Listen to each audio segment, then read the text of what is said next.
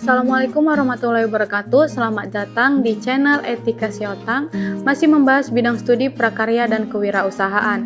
Nah, materi yang akan dibahas kali ini yaitu mengenai wirausaha budidaya pembenihan ikan. Ayo kita simak sama-sama.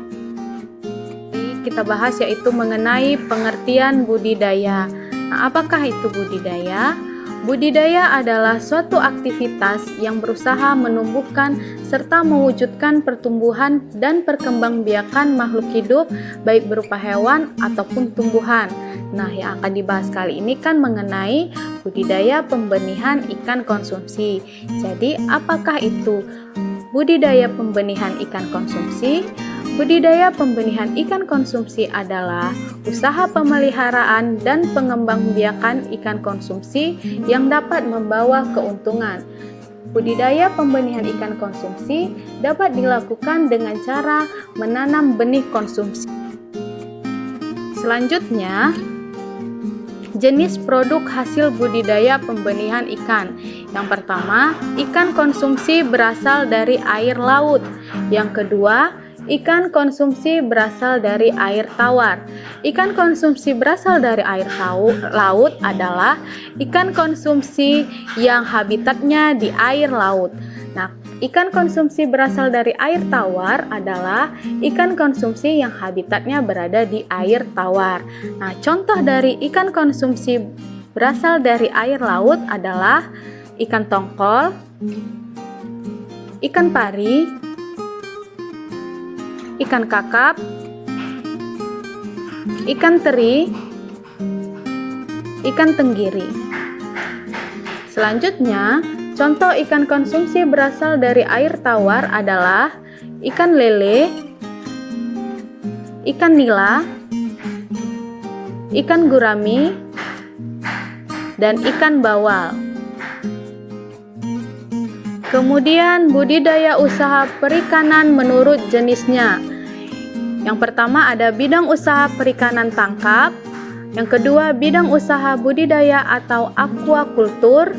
Nah, yang ketiga ada bidang usaha perikanan pengolahan. Nah, bidang usaha perikanan tangkap adalah kegiatan usaha yang serius dalam produksi ikan melalui cara penangkapan ikan.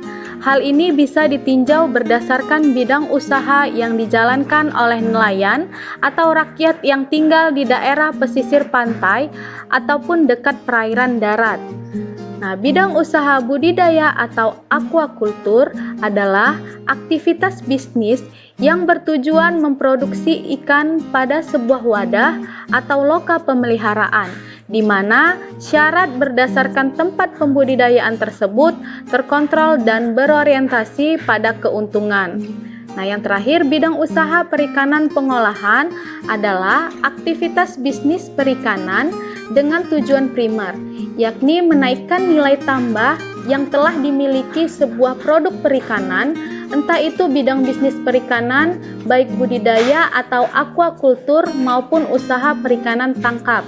Kegiatan bisnis yang satu ini pula memiliki tujuan lain, yakni untuk bisa mendekatkan produk perikanan ke pasar.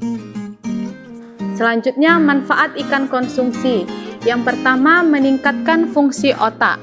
Kandungan omega 3 pada ikan dapat meningkatkan perkembangan dan fungsi otak anak dan juga orang dewasa. Yang kedua, mencegah penyakit jantung. Mengonsumsi ikan merupakan salah satu cara untuk menjaga kesehatan jantung. Hal ini karena dalam ikan terdapat kandungan asam lemak omega 3 yang bermanfaat untuk menjaga kesehatan jantung, vena, dan juga arteri. Yang ketiga, mengurangi resiko kanker. Sebuah penelitian yang dilakukan di Swedia menyatakan bahwa seorang yang rutin mengkonsumsi ikan dapat mengurangi resiko seseorang tersebut terkena penyakit kanker prostat dan lainnya.